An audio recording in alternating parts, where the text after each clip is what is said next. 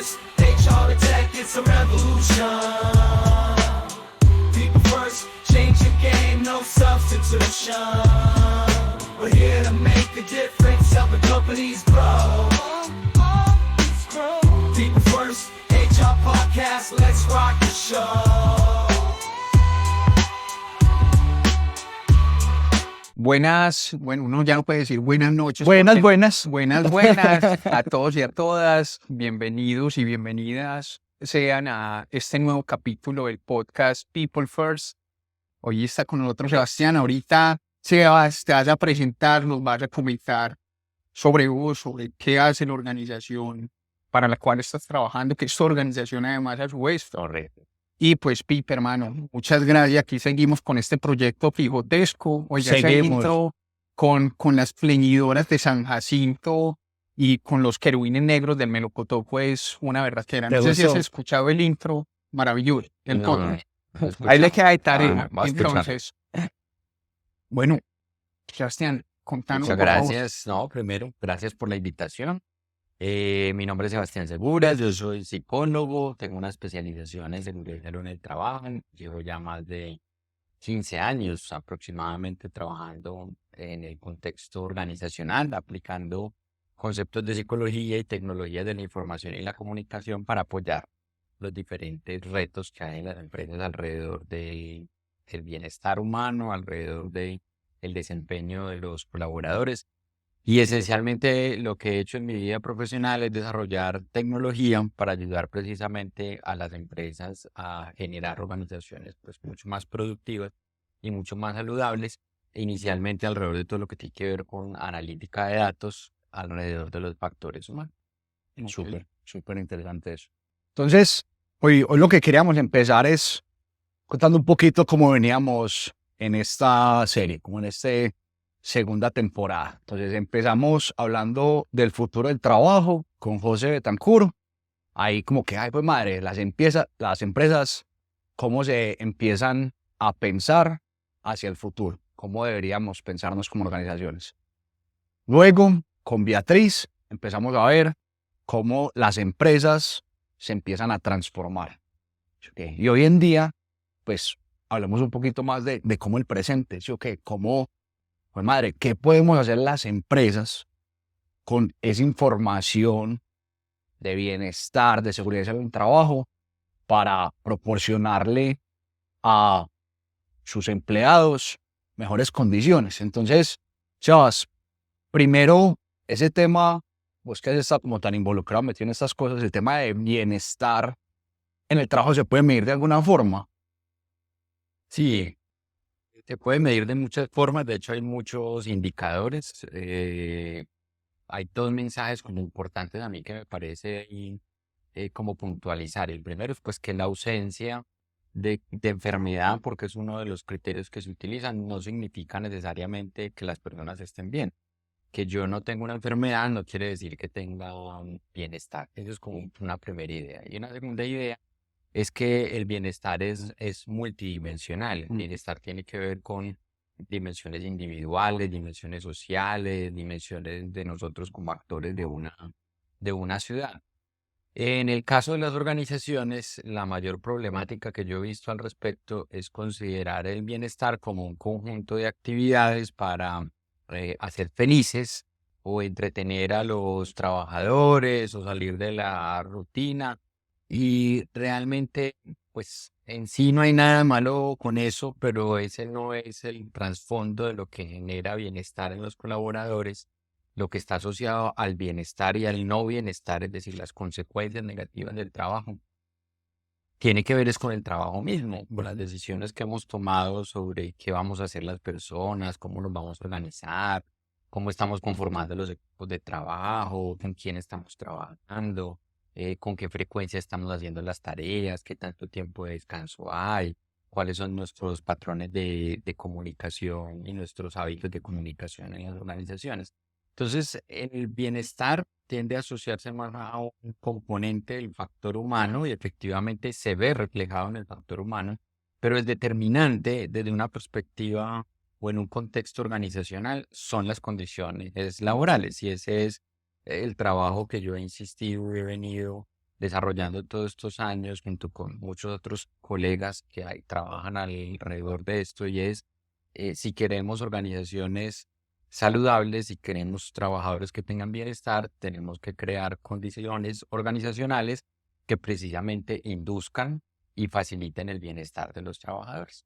Excelente. Ahí sobre todo un llamado como que bienestar no es partir la torta cada semestre en la oficina, no es ir a sembrar árboles, no es una charla con la ARL, el bienestar es mucho más allá. Ese es como uno de los llamados pues, que estás haciendo acá. Claro, insisto, pues de nada de eso tiene cosas malas. Está bien que celebremos los cumpleaños y que pongamos bombas y que pintemos si queremos de colores las oficinas. El asunto es creer que que la finalidad es esa, es decir, que se trata de eso. Entonces, muchas veces los trabajadores van a estos encuentros, tienen esas condiciones y llegan a su puesto de trabajo estresados porque tienen 30, 40 correos electrónicos que resolver, no les alcanza el tiempo, tienen que trabajar el fin de semana y nos distraemos haciendo ese tipo de cosas cuando no focalizamos nuestra energía, nuestro tiempo, los recursos en realmente modificar lo que sí va a generar cambios, que es tomar mejores decisiones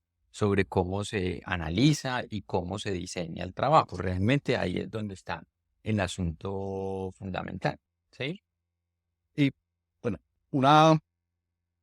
como es una predicción que me gustaría hacer, lo que muchas empresas, por ejemplo, nuestras empresas hoy en día se mueven mucho en el tema digital, que no son empresas que tienen como mano de obra física, pues, o no sé, no tienen que estar en una maquila o en una planta, lo que sea.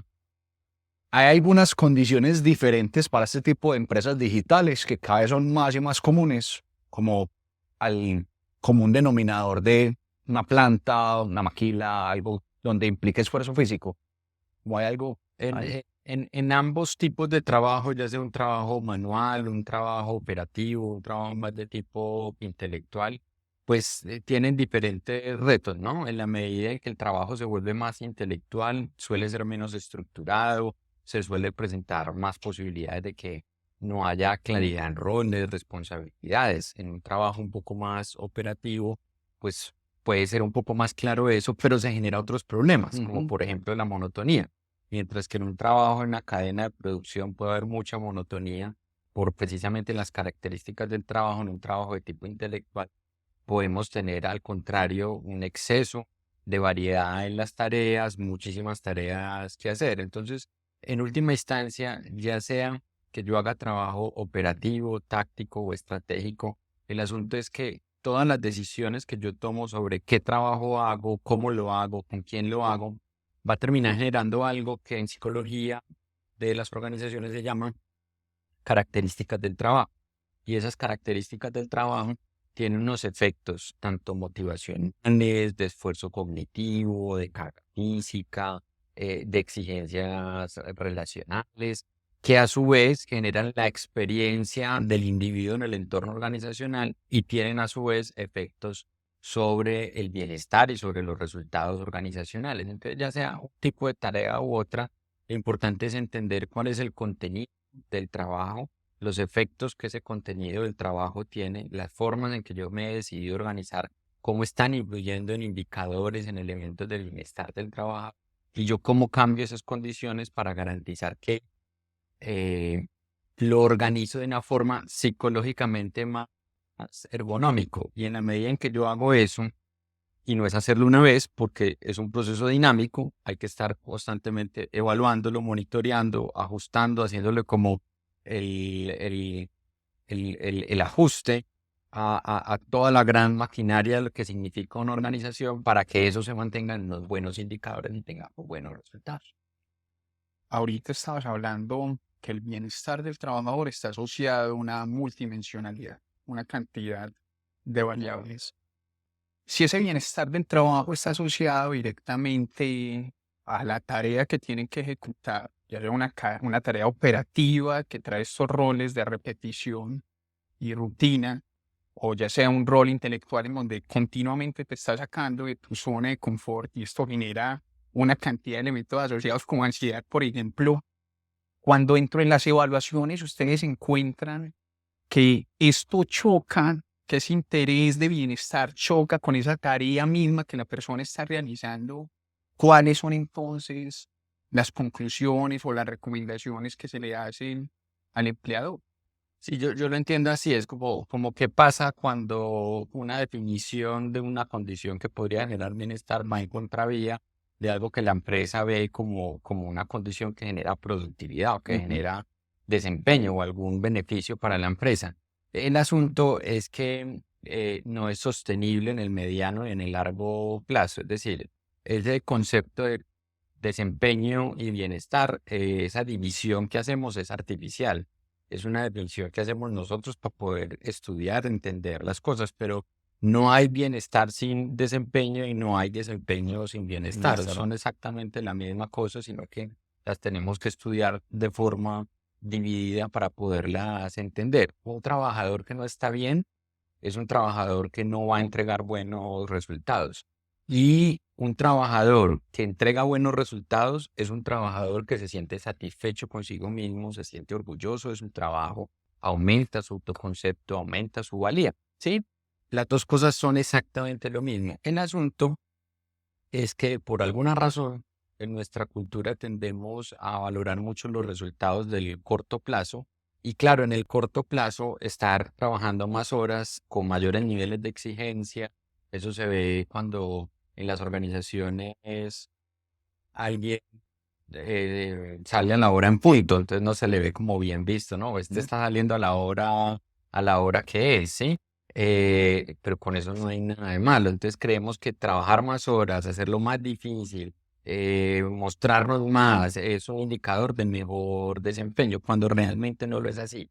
En el corto plazo puede ser que sí, que usted diga, ve, está teniendo mejores resultados, está entregando más resultados, pero en el mediano y en el largo plazo no es sostenible, no es sostenible ni para el trabajador, ni es sostenible para la empresa. Entonces, en esa medida, cuando esa disyuntiva es un asunto netamente artificial, porque finalmente se trata es de exactamente lo mismo. Ahora, hay una situación compleja ahí y es que nuestro entorno social es un entorno que no facilita detectar ese tipo de cosas, porque eh, en muchos países donde hay economías mucho más sólidas, donde hay eh, más cantidad de demanda de los trabajadores, de la fuerza laboral, y a veces inclusive la cantidad de trabajadores para cubrir vacantes es insuficiente, las cosas empiezan a cambiar, porque en ese caso ya las organizaciones tienen que empezar a hacer un equilibrio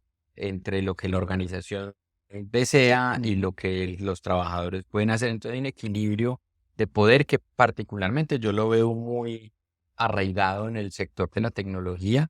Eso casi siempre lo veo uno en países muy desarrollados como en el norte de Europa, pero particularmente en el sector de la tecnología debido a que hay tanta demanda de talento, es un talento escaso, es un talento calificado y hay tan poquita oferta, las cargas de poder se equilibran y se pueden crear condiciones laborales mucho mejores para los trabajadores y que en última instancia termina siendo muchos mejores también para la empresa. Lo que pasa es que, como de nuevo, solamente se puede ver el resultado mediano y largo plazo, pues uno no alcanza a detectarlo en las primeras etapas de invertirle realmente al bienestar y la productividad de los trabajadores. Claro, es que cada industria tiene su Su particularidad. naturaleza. Sí, Y claro. de allí dentro de la industria de la tecnología es que podemos hacer bootcamps o academies o todas estas figuras de formación express que encontramos para poder suplir las necesidades, para poder suplir también esos attrition, esas rotaciones que se tienen,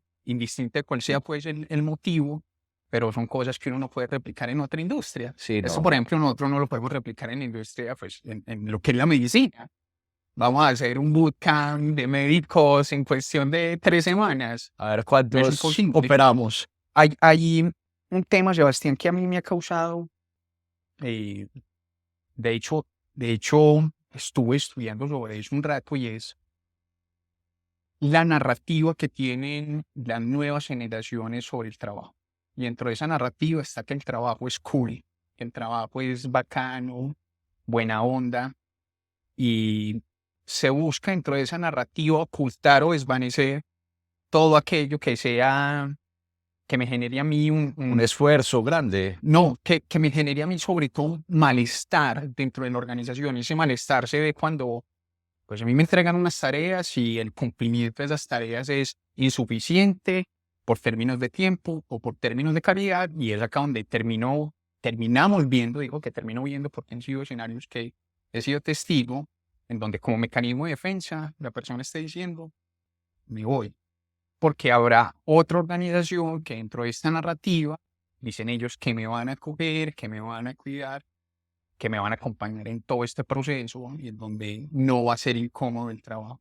Entonces, el trabajo sí puede llegar a ser así de cool, de tener todos esos elementos, todas esas condiciones de bienestar y no ser un lugar en donde te estás enfrentando no solamente a un espacio en donde vas a tener una alta demanda de tus condiciones, de tus capacidades, sino que también así las estés mostrando, es posible que el resultado no sea positivo o el esperado por la organización y vas a tener entonces una réplica sobre ese resultado y te van a decir, hey, aquí hay que realizar ajustes y desde eso no te vas a sentir cómodo, pero es desde no sentirse cómodo que empiece también un proceso de crecimiento interesante. Entonces, ¿qué es lo que han logrado ver? ¿Cómo crees esto del trabajo cool? Eso es ahorita propio de esa narrativa de las nuevas generaciones en el trabajo. Sí, yo creo que hay que ver caso por caso, ¿no? Porque puede pecar uno por generalizar en muchas situaciones. ¿Qué podría decir yo cuando me preguntan al respecto? Yo en general creo que las generaciones actuales no, lo único que ha cambiado respecto a las generaciones de nuestros padres, nuestros abuelos, es que son menos tolerantes a permitir ese tipo de cosas que no deberían de estar presentes en un trabajo, ¿sí? Hay extremos, porque uno observa en la generación actual que cada vez hay más dificultades para la tolerancia a la frustración, en fin, sí, para sostenerse en una actividad con un deseo de recompensas muy rápidas. No se puede desconocer eso, ¿sí? Pero si dejamos eso a un lado, pues lo que esencialmente cambia es que la cultura de nuestros abuelos, nuestros padres, pues era eh, si consigue un trabajo y lo consigue para toda la vida, pues dése por bien servido. Las condiciones actuales han cambiado y esa ya no es una idea que está en nuestra sociedad, en nuestro imaginario. De hecho, ahora se piensa en yo estoy un tiempo en un trabajo y luego me voy para el otro y así sucesivamente. No está ni siquiera la expectativa de permanecer mucho tiempo en una organización. ¿Qué sucede? Cuando un trabajador llega a una organización y empieza a encontrar esas condiciones de sobrecarga de trabajo, de que no hay buen apoyo, que no hay autonomía, etcétera, etcétera, pues está bien alzar la mano y decir, venga, vamos a corregir esto porque está bien demandar condiciones óptimas para nosotros poder hacer el trabajo. Hay un concepto que ayudaría a entender muy bien esto de cuándo es una condición de tipo negativo y cuándo es una condición de tipo Inherente al positiva. trabajo. Sí, hay un modelo que se llama el modelo demanda, control, apoyo social de Robert Karas. Entonces, él plantea una cosa muy interesante y es que cuando nosotros en el trabajo realizamos tareas, dependiendo de las características que tienen, las condiciones que tenemos para hacerlo, todas esas tareas generan un nivel de demanda o exigencia psicológica. Esa demanda psicológica tiene que ver con el nivel de esfuerzo cognitivo, de procesamiento de información, de toma de decisiones, de memoria, de atención, ¿sí? Y todos los trabajos lo requieren, desde lo operativo, lo táctico y hasta lo estratégico. El primer asunto ahí fundamental es que no importa el individuo, no importa la generación, si las demandas son muy altas, son demandas sostenidas, muy intensas, que no se logran resolver con facilidad, eventualmente va a generarse un efecto negativo en el trabajador. En generaciones anteriores puede ser que estaban ahí, aguantaban ese efecto lo que más pudiera. Pero eso es negativo, ¿sí? Lo que puede estar pasando en las generaciones actuales es que detectan eso y o muy rápidamente se van o alzan la mano para que la situación efectivamente cambie.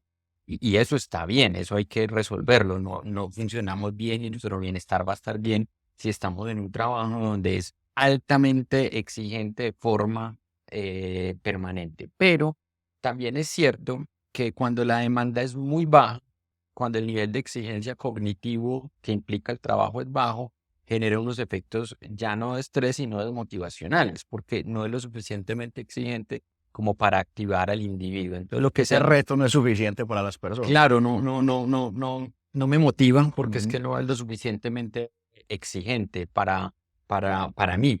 Entonces, hay un modelo que se llama el modelo de la U invertida, donde lo que se dice es que el nivel de exigencia óptimo es un nivel de exigencia medio, y un nivel de exigencia que genere unas demandas tan altas como que generen reacciones de estrés y me bloqueen o me enfermen, ni un nivel tan bajo como que genere desmotivación en el trabajador, un nivel medio. Pero eso tiene que tenerse en consideración con relación a otro segundo componente de ese modelo, que es el nivel del control y autonomía que el trabajador tiene para poder responder ante las exigencias que le está haciendo su empleador. Entonces, ¿qué es lo que plantea el modelo? Que cuando yo tengo muchos niveles de control, mucho nivel de autonomía, estoy bien, eso es bueno para mi bienestar, pero cuando comienza a bajar el nivel de control de autonomía, es negativo para mi bienestar. Y es particularmente importante una combinación de esas dos variables. Cuando al mismo tiempo se dan altas demandas psicológicas y bajo nivel de control sobre el trabajo, es la situación más estresante para el trabajador. Eso se le llama tensión laboral, porque imagínenlo así, es como exigirle a alguien que responda por algo, pero no darle los recursos Para ni lograrlo, las para hacerlo. potestad para que pueda hacer eso. Entonces esa es la perspectiva negativa y esa es la que todos como sociedad deberíamos de estar intentando, entre otras muchas combinaciones y cosas que hay que pueden ser negativas en el trabajo, controlar. Pero hay una combinación positiva que predice muy buenos resultados tanto para el individuo como para el trabajador. Y esa combinación se llama trabajo activo. El trabajo activo se da cuando la demanda o la exigencia del trabajo es media, media alta y el nivel de control y autonomía es alto. Es decir, en ese escenario, cuando se me exige de forma moderada y se me dan los recursos, el control, la autonomía que necesito, psicológicamente estoy en un buen escenario para hacer mi trabajo, me voy a mantener motivado, voy a tener un buen desempeño. Entonces, los trabajadores no le huyen a las empresas, lo que le huyen es al mal empleo, a aquellos trabajos que no están bien diseñados y que al contrario, en vez de generar condiciones de trabajo activo, de trabajo positivo, generan condiciones de trabajo negativo para el trabajador. Y dentro de esas propiedades está el divertimento como algo natural dentro del trabajo. Pero no sé si hace referencia como a la idea de pues, la felicidad. Definitivamente no. Ese concepto yo creo que no está bien. No creo que va a ser una pretensión en las organizaciones. Es sentirse feliz. Feliz. Es un estado, eso es momentáneo y no refleja la realidad de la naturaleza humana. En la naturaleza humana, naturalmente se espera un espectro muy amplio de emociones, tanto emociones positivas como emociones negativas. En las cuales usted puede ser productivo. Claro, Claro. y de hecho, cuando lo que pasa es que tiene que ver también con el entendimiento de cómo o el significado que le damos a esas emociones, pero una emoción negativa no es nada más que información. O sea, lo que le está diciendo a la persona es algo no está funcionando bien y hay una emoción que me activa a mí para entrar a revisar qué está sucediendo por periodos de tiempo cortos. Es decir, Que igual, por ejemplo, llevándolo al mundo del arte, por ejemplo, la tristeza era un gran potenciador, pues, del arte. Y claro, de pero, qué tipo de pero hay cosas. que tener mucha precaución porque tampoco podemos normalizar situaciones que no son Sí, sí, sí. normales. Es decir, cuando un estado de ánimo es bajo, no quiere decir necesariamente que hay un problema, pero que Ujú. tampoco hay ausencia de él, ¿sí? Ajá. Cuando hay unas señales claras, cuando pasa mucho, pasa con frecuencia, pasa con intensidad, pasa en diferentes áreas de la vida, pues nos está alzando la mano y nos está diciendo, es bueno que consulte un profesional que Claro. revise qué es lo que está sucediendo. El asunto es que si vamos a una reunión, presentamos un proyecto y ese proyecto no es aprobado, pues es normal que nos sintamos tristes, que nos sintamos un poco decepcionados de la situación. Eso activa todo un proceso de entrar a revisar qué hicimos, cómo lo hicimos, qué no hicimos, cómo podemos mejorar la próxima vez, qué es lo que tengo que reevaluar. Ahí es donde la emoción Es un, negativa es positiva en el sentido exacto, de que me ayuda a que aprender es y a un mejorar. catalizador de nuevas cosas, de una nueva iteración, de algo que debo mejorar y demás. O sea, no es quedarse ahí. Pero Exactamente. ese naval por parte de la organización de todo ese crisol de emociones que tenemos, voy a hacer referencia a emociones negativas y emociones positivas, ¿cierto? Pero dentro de ellas, ahorita estabas trayendo un ejemplo y se me venía a la cabeza la época azul de Picasso, fue, Ujú. ¿cierto? Donde fue más productivo y toda la gente quería ser, o los colegas artistas de él en ese momento, estaba Picasso en Francia, querían ser también depresivos para pintar como el man.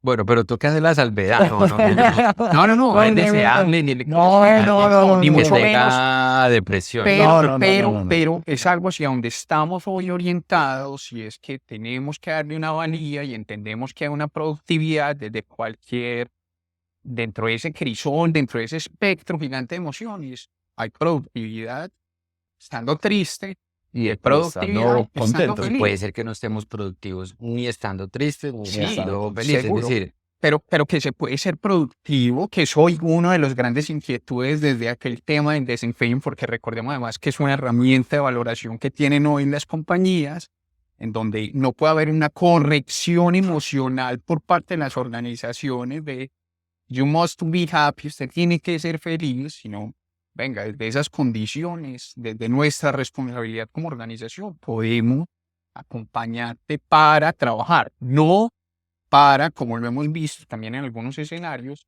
responsabilizarse del estado emocional en el cual uno está inscrito.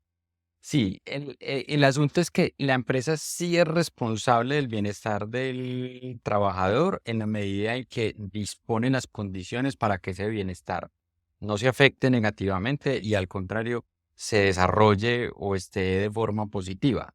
El gran problema que yo encuentro es que usualmente lo hacemos con las estrategias incorrectas, es decir, pensamos que hacerlo es trabajar sobre el individuo, sobre sus creencias, sobre sus propias emociones, sobre su entendimiento del mismo. Es decir, yo se lo digo en las empresas así, es que las empresas no son la IPS de los trabajadores. Hay muchas complejidades, algunos colegas psicólogos, inclusive en contextos organizacionales, hacen psicología clínica, con lo cual yo no estoy de acuerdo porque el contexto laboral y uno como psicólogo en el contexto laboral tiene un rol muy particular y no puede entrar a ser juez y parte en muchas cosas. El asunto es que la estrategia no es a través del individuo, la estrategia es creando condiciones laborales que propicien o que induzcan el bienestar del individuo. A través de la organización, de la institución que se lleva a cabo. Exactamente. Mira, hay una cosa que se hacía hace muchísimos años, pero por condiciones del mercado, creo yo, se dejó de hacer, que es algo que se llama análisis y diseño del trabajo. Las empresas perdieron esa buena práctica, eso en los años 80, en los años 90, era algo que se hacía relativamente con frecuencia. Es la época en que más instrumentos y métodos se desarrollaron precisamente para hacer análisis y diseño del trabajo. Y yo lo resumo así, hacer análisis y diseño del trabajo es sentarse a pensar sobre el trabajo mismo. Oiga, ¿qué características tienen esas tareas? ¿Qué tan complejas son? ¿Qué efectos pueden producir en las demás personas? ¿Qué tan exigente son esas tareas? Para ver cómo nos organizamos de tal manera en que produzcamos el mejor efecto posible, tanto para la organización como para el trabajador. Y en la medida en que hagamos eso bien, pues lógicamente la gente va a estar bien y van a salir, van a celebrar cumpleaños de forma natural. Y no hay que decirles ni hacer charlas motivacionales ni nada de esas cosas. No, la gente va a estar motivada porque precisamente usted está poniendo unas condiciones organizacionales que inducen bienestar, que inducen motivación en los trabajadores.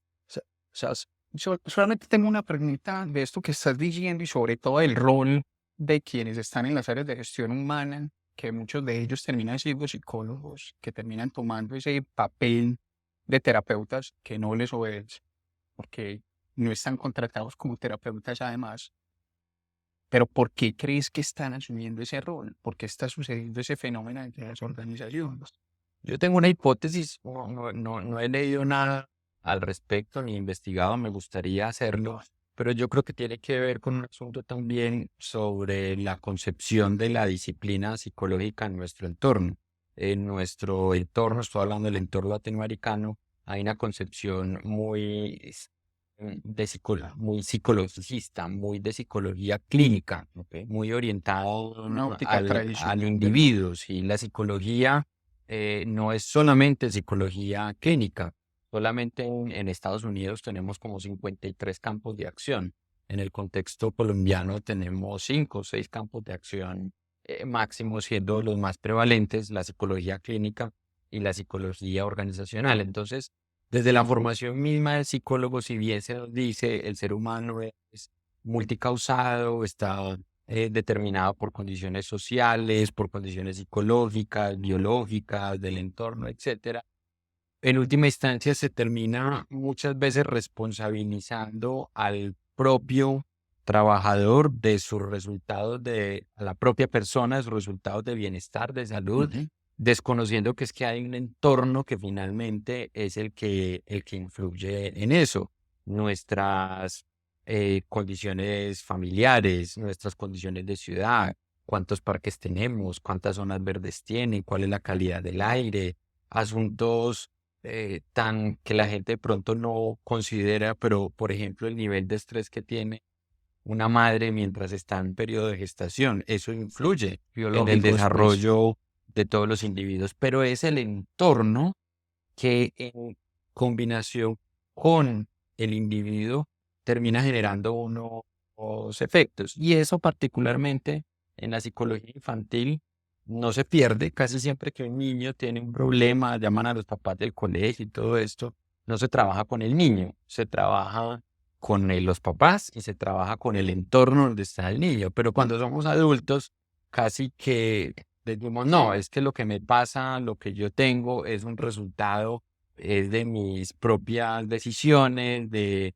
mi autodeterminación, cuando no es así. Nosotros también, al igual que los niños, estamos altamente determinados por las condiciones El del entorno, contexto, sí. del contexto donde estamos. Y si estamos en un contexto saludable, eso no va a garantizar que todo el mundo vaya a estar bien, pero sí va a garantizar que todo el mundo tiene las mismas posibilidades de eventualmente estar bien, porque habrán otras causas genéticas, biológicas, de otro índole, que podrían afectar negativamente. Por eso, para mí, ese es el mensaje fundamental de una organización, a una organización. Una organización no puede garantizar la salud, el bienestar de los trabajadores, pero sí puede garantizar disponer condiciones saludables y disponer condiciones que generen bienestar en el colaborador. ¿Sabes? Y para que vayamos ya como cerrando, de las Ya, empresas terminamos rápido. que vos conoces,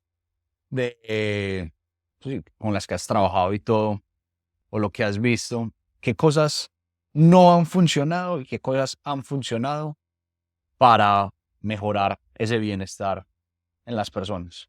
Funciona cuando cambian las formas de organización de trabajo. O sea, estructuras, roles, responsabilidades. Yo siempre lo digo así. ¿Qué tiene que ver con Yo parto de esto. Toda empresa existe para producir un bien o prestar un servicio. Eso es lo básico. Y las empresas no existen si no es para otra cosa diferente a eso. Y para usted poder producir ese bien o prestar ese servicio, usted necesita, primero que todo, hacer unas tareas. Eso, todo el mundo, desde el gerente hasta la persona de oficios varios, lo que hacen son hacer tareas de diferente índole. Para hacer esas tareas, usted necesita unos procedimientos, una serie de pasos para hacer eso. Y usted necesita unas herramientas de trabajo. Y usted necesita unos insumos para hacer eso. Esas son las 4 cosas básicas que uno necesita para poder producir un bien o prestar un servicio.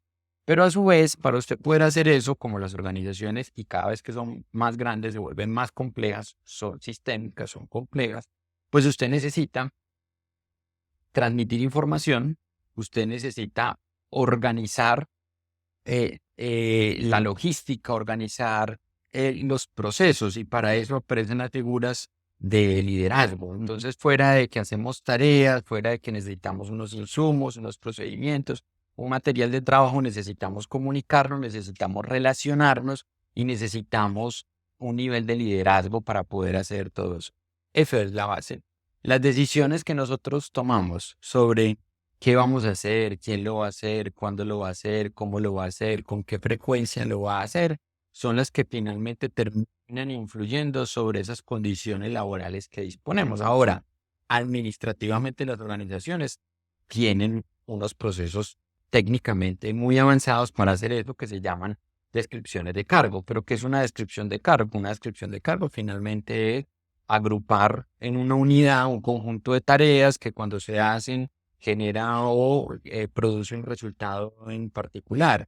Que es la selección de personal, es responder la pregunta con quién voy a hacer o quién va a hacer una de las tareas en particular. Pero finalmente se trata de responder esas preguntas básicas. Entonces, cuando respondo bien eso, y de hecho así lo muestran las investigaciones, cuando yo respondo bien eso y tomo decisiones adecuadas alrededor de todas esas cosas, pues estoy dando condiciones que propician el bienestar, propician un buen desempeño, propician la motivación. Pero cuando mi definición de proceso administrativo se está desligada de lo que concebimos actualmente como bienestar, que parece por allá como si fuera otra área, como si fuera otro equipo de trabajo diferente, ahí es donde se empiezan a producir los problemas, porque terminamos tomando esas decisiones de organización del trabajo sin considerar los factores humanos. Entonces, los psicólogos, los trabajadores sociales, los pedagogos, tenemos que estar de la mano con el negocio, de la mano con las personas técnicas, apoyando y ayudando a tomar decisiones sobre organización del trabajo para que todos estemos bien y que el trabajo se haga bien en los tiempos que se requieren hacer y nos mantengamos productivos y saludables. Súper. Hoy la ley que nos regula en Colombia es la ley 1010 del 2006 en términos de riesgos psicosociales, ¿cierto? Es la resolución 2646. Esa norma surgió en el año 2008, pero realmente ya estaba dicho hacía mucho tiempo en el marco de la normatividad colombiana el control de los riesgos, en general, riesgo químico, eléctrico, de trabajo en alturas, incluido el psicosocial. Lo que pasa es que el psicosocial tiene una particularidad respecto a todos los otros riesgos que yo llamo tradicionales, porque efectivamente fueron los primeros y que más se han desarrollado en todo el mundo. Y es que muchos de esos riesgos son dependientes del sector económico, la actividad productiva que hacemos. Los riesgos psicosociales entraron por allá de últimos, vamos ahí en el proceso, y tiene una particularidad y es que aplica a todos los sectores económicos independientemente de la actividad productiva. Donde hay trabajo, potencialmente, donde estamos haciendo trabajo, hay posibilidad de que se genere el riesgo psicosocial. Entonces, yo siento que, dado a que no se le estaba prestando mucha atención a ese factor de riesgo, fue necesario sacar una normatividad específica que le indicara a las empresas las responsabilidades que tenían con relación a la valoración, al monitoreo y al control de los factores de riesgo psicosociales y laborales. Muchas gracias por la precisión. Pipe, siempre al final de cada podcast, es un juicioso. Termina siendo un abstract, un resumen de lo que vimos entonces en este espacio. Entonces, Pipe, Vamos a ver cómo me va, porque debiste haber prestado atención. son una sobrecarga cognitiva en estos momentos fuerte. Bueno, entonces, hablamos sobre todo hoy del tema de bienestar en las organizaciones. Entonces, muchas veces nos pensamos que el bienestar es hacer el evento para que la gente esté contenta por un tiempo, o sea, la partida de torta, el gathering en la terraza, lo que sea que hagamos, pero eso no es bienestar. Eso está bien que lo hagamos, tiene muchas cosas positivas, eso que trae unión en las empresas, networking, un montón de cosas, pero el bienestar va muchas veces más allá. Como lo hablamos hoy, el bienestar viene muchas veces desde ese diseño del trabajo, de ponernos a pensar, pues madre, esta persona sí tiene las herramientas, si tiene el reto correcto para hacerlo, si tiene la autonomía necesaria para sentirse motivada y realmente hacer las cosas que se le piden, o la verdad es que le estamos poniendo cosas súper complejas y no le estamos dando nada y lo estamos manteniendo ahí hasta que se nos queme y se nos va. Entonces, es esa invitación a pensar sobre el trabajo que estamos haciendo, ¿sí o qué? Sobre cómo, pues pucha, para qué, cómo, cuándo, dónde, con quién, de una forma inclusive sistemática, porque como le dijiste, una organización no son 2 o 3 personas, normalmente son cientos, 10, 20, miles de personas. Entonces es como nos pensamos lo que estamos haciendo de forma sistemática y consciente. Y que muchas veces lo que ha venido sucediendo es que nuestra aproximación para que la gente se sienta bien es ponerle simplemente a alguien que te diga, hey, ¿cómo vas? O aplicar temas de coaching o de psicología dentro de las organizaciones, que tal vez no sea lo mejor ni sea lo más correcto, sino que lo que puede ser más correcto es a través de la organización, cómo yo realmente muevo ese bienestar dentro de la misma. Y hablamos también del tema de, bueno, y esta corriente o este pensamiento de la felicidad en el trabajo, como que lo vemos que es muy positivo, que las personas estén felices, pero tampoco es un sentimiento que se tenga que buscar todo el tiempo, porque si bien vos estás súper feliz, trae una condición tampoco muy buena, y si estás totalmente triste, tampoco muy buena. En el trabajo se tiene que permitir sentir todo el abanico de emociones que te van a permitir interactuar, dar mejor respuesta, tener mayores resultados y demás. Y no solo en el trabajo, En la vida. sí, el término que podría reemplazar esa pretensión irreal de tenemos que ser felices y estar felices permanentemente, es bienestar, porque el bienestar da cabida a experimentar todo el espectro de emociones, da cabida a veces sentirnos bien, a veces no tan bien, a veces supremamente bien, y eso aplica en la dimensión laboral, personal, de pareja, en todas las áreas de nuestra vida. Y algo, pues como que me llevó muy, muy de acá, es como esa comparación que teníamos entre bienestar y desempeño, como que las veíamos un poco separadas, como que no veíamos eso por dónde se pegaba. Y la verdad es que están más cerquita de lo que pensamos. Cuando una persona quiere bienestar, es una persona pues, que está bien en su trabajo, puede rendir más, puede pensar sobre las cosas y todo eso. Inclusive me acuerdo de algo que me decía alguien en estos días, que muchas veces veíamos a la persona más ocupada, la que tuviera más reuniones durante el día, como la persona más importante. Y eso es algo que tienen muchas personas en la cabeza. Y realmente no se trata de trabajar duro, sino que trabajar de forma diferente o trabajar de forma efectiva. ¿Sí o qué? Entonces, o trabajar de forma inteligente sería pues como la traducción. ¿Sí o qué? No trabajes duro, trabaja de forma inteligente. Oh, muy bien. Sí, Pero es- estás Sí, le perfecto. pegué alguna cosa, más o eso, menos. claro, Prestación. claro que sí. Eso. Sabes que hay un tema en todo esto. Creo que es la misma redefinición de las empresas, del alcance que tienen las empresas con los trabajadores. Vos ahorita estabas hablando de que las organizaciones son un responsable, un co-responsable más bien del otro, y dentro de esa corresponsabilidad son corresponsables también desde la salud mental. Pero me estaba preguntando que dentro de los cambios y dentro de las transformaciones que nosotros estamos teniendo, por ejemplo, a nivel local, con todo el aparato de salud, ¿quién va a suplir esas necesidades? ¿Quién será el responsable de eso? Que sigue siendo hoy una gran incógnita, porque es ahí donde no intercede la organización o el empleador, porque dice, venga, eso no hace parte de mi responsabilidad, pero a su vez también termina habiendo un vacío por parte del Estado, que debería ser quien provea eso, y en donde es inexistente, porque no está la cantidad, por ejemplo, de profesionales que puedan atender las necesidades que vos tenés. O bajo la ley actual de salud, no puedes acceder fácilmente a las solicitudes.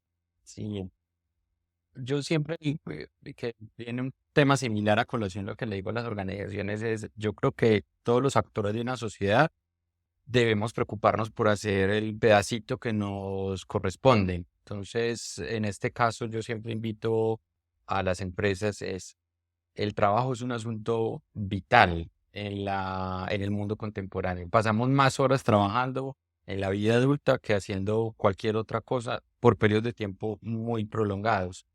Eh, si invirtiéramos en generar esas condiciones de un entorno mucho más saludable desde la base, desde el diseño del trabajo, eh, muchas cosas podrían empezar a influir positivamente, no solamente en el entorno laboral, sino fuera del entorno laboral. Solo para traer a colación un ejemplo, se han hecho estudios de qué es lo que pasa cuando una persona está estresada. Entonces, por ejemplo, si uno está en el trabajo, tiene un problema con su jefe, en fin, usted no se desquita con su jefe, ¿sí? No puede, se queda sin trabajo.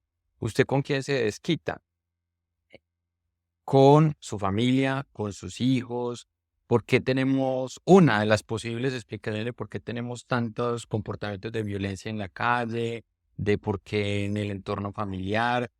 No es solamente por eso, sí, no quiero reducirlo a eso, pero el estrés es un aspecto fundamental El estrés generado por el trabajo. y no solo el trabajo, el estrés en general, pero el trabajo puede ser Por- una fuente de estrés y como fuente de estrés puede influir negativamente en condiciones también de nuestra sociedad, ¿sí? No es lo único, sí, y eso no quita la responsabilidad de las acciones que hacemos cada uno de nosotros, pero cada una de las cosas que hacemos tiene una explicación.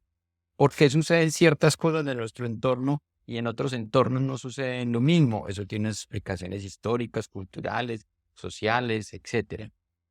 Y lo otro que yo mencionaría respecto a lo que tú dices es que el asunto de la salud no es la ausencia de enfermedad. Es decir, tenemos a pensar que los sistemas de salud son los que atienden la enfermedad, pero la salud es un problema esencialmente de tipo social, ¿sí? Porque en la medida en que como sociedad y como país generemos mejores condiciones que propicien la salud, pues tenderemos a evitar más que la gente se enferme. Por ejemplo, sabemos que los 4 primeros años de vida de todos los seres humanos son uno de los grandes determinantes en qué es lo que va a pasar con las personas por el resto de su vida, ¿sí? No es lo único y no es una camisa de fuerza, pero son 4 años muy importantes. ¿Qué políticas públicas tenemos alrededor de eso? Si queremos hablar de estrés, de bienestar, preguntémonos cuántas zonas verdes, cuántos parques tenemos, cuánto tiempo estamos dedicando a actividades de deporte, de ocio, en fin, todas esas cosas son finalmente hablar de salud. Lo que pasa es que está inmersas dentro de una sociedad que lo que queremos es evitar que precisamente se active la corrección sobre esos problemas de salud. Lo que queremos es que la gente no tenga que ir al médico, que la gente no tenga que ir al psicólogo, que la gente no tenga que ir al psiquiatra. Y para Pero hacer es una eso, naturalización también del ser humano. Es un inexistente, una imposibilidad. no tener que No tener que ir. ir por condiciones naturales está bien, pero yo cuando hablo de unos temas, por ejemplo, como lo paradójico del asunto, como factores psicológicos que influyen en la movilidad segura, siempre tengo a colación un ejemplo. En la actualidad hemos extendido nuestro periodo de vida más que en cualquier otro momento de la historia. En la actualidad, menos personas fallecen por virus, por bacterias. Tenemos una gran capacidad como sociedad de recuperarnos o de ser resilientes frente a enfermedades que están en el entorno natural nuestro. Es decir, están ahí. Pero nos estamos muriendo más de condiciones que creamos nosotros mismos como sociedad. Por ejemplo, en el mundo, la octava causa de muerte son los problemas de tránsito. Es lo que es el número 8 en todo el mundo de las cosas que más mata a las personas. Ya no nos estamos muriendo de lo que nos moríamos antes. Otros estudios han mostrado que las enfermedades asociadas a problemas cardiovasculares, que son la causa número 1 de muerte en el mundo, antes no se presentaban tanto a como se están presentando hoy ahora, ¿sí? Controlando inclusive otras variables que pudieran explicar el fenómeno. Entonces el asunto es que hay condiciones de la naturaleza, biológicas, que efectivamente nos van a deteriorar física, cognitivamente. Pero hay un montón de condiciones desde la sociedad que estamos poniendo que están haciendo que nos enfermemos, que nos accidentemos, cuando no debería de suceder si cambiamos nuestras prácticas como sociedad. Ese es el llamado y eso es lo que yo hago referencia, que precisamente cuando hablamos de prevención estamos hablando es que no queremos que la gente tenga que ir donde el psicólogo, tenga que ir donde el médico, tenga que ir donde el psiquiatra. Lo que queremos es crear condiciones que creen el mayor nivel de bienestar posible, no de felicidad, sino el mayor nivel de bienestar posible para que tengamos que hacer correcciones sobre nuestra salud física, nuestra salud mental, la menor cantidad de veces y lo más tarde posible. Entonces, bueno, Sebas, con eso, la invitación que pues, yo creo que le hacemos a todos los que nos escuchan es a pensar en el bienestar propio, en el bienestar que nos rodea, a repensarnos.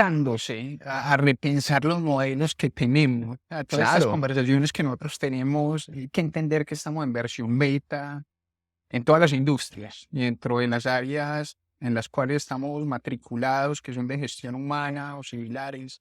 Hay que entender que bajo todas estas variables que se están exponiendo, que estamos inscritos en un cambio continuo, también esos modelos administrativos que ves parecen atornillados, tienen que empezar a tener esa misma dinamización para poder dar respuesta a las nuevas necesidades que tenemos. Y a una autocrítica pues, de mi labor, de mi día a día. Madre, estas cosas que yo estoy haciendo me traen bienestar o no me traen bienestar.